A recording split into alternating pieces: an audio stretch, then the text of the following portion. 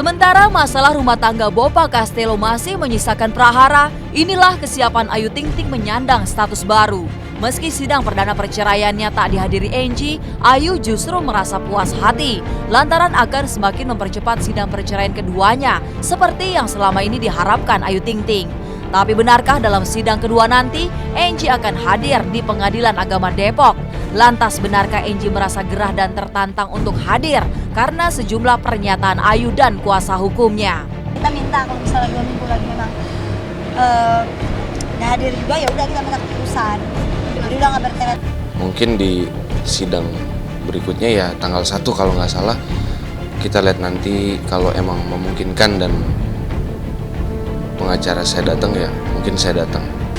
Ya itu terserah, itu kan hak dia ya mau datang mau enggak. Itu dia kalau dia ada mengenai tuntutan masalah, keberatan masalah nama, tuntutan DNA, atau tuntutan-tuntutan lainnya, ya sampaikan aja semua tuntutan itu, keinginan itu di depan majelis hakim ya. Proses perceraian keduanya yang digelar di Pengadilan Agama Depok adalah ujung dari kemelut panjang dalam pernikahan mereka. Tak sampai 1 bulan, Ayu dan Angie telah pisah ranjang.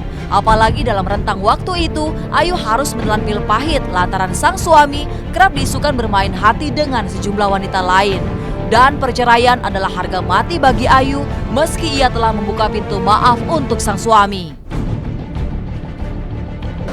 Oh, kalau saya buka pintu maaf udah dari kemarin-kemarin udah saya maafin. Siapapun itu yang sudah menyakiti hati saya dan keluarga saya udah maafin. Sekali lagi saya tekankan, saya juga udah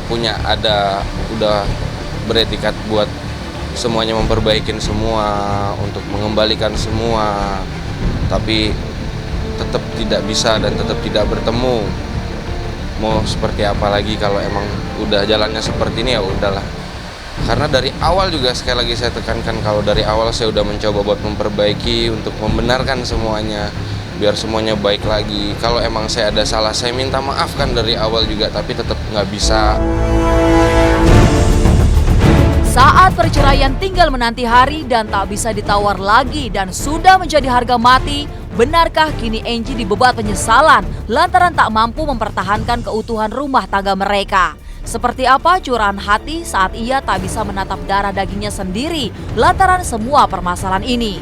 Benarkah Angie kerap terbayang indahnya masa pacaran?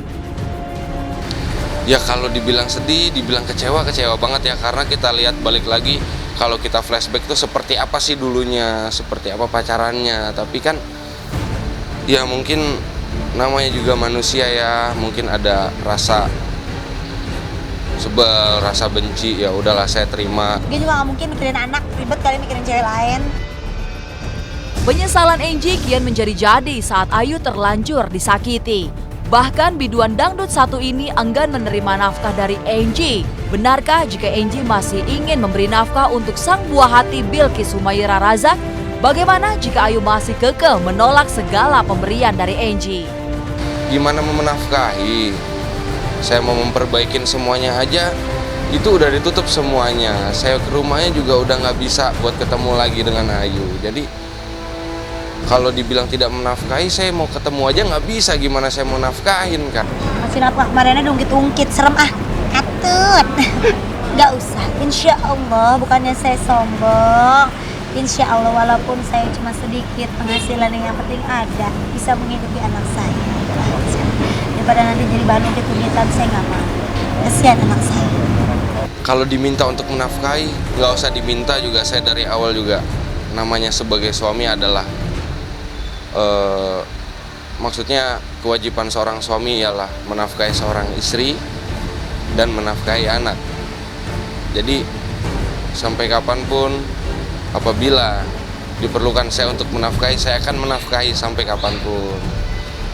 Saat nasi sudah jadi bubur, penyesalan Angie tiada lagi berarti.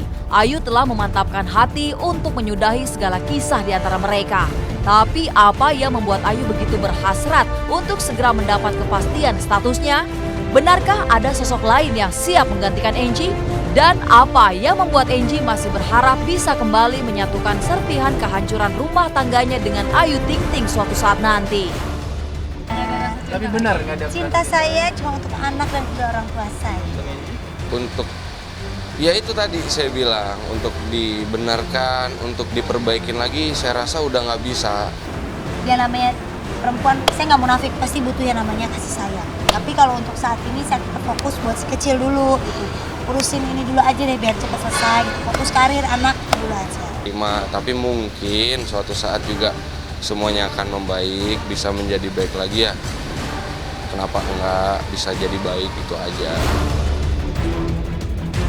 Cinta yang dulu membara kini hampir padam adanya. Itulah kenyataan yang dihadapi Ayu dan Angie.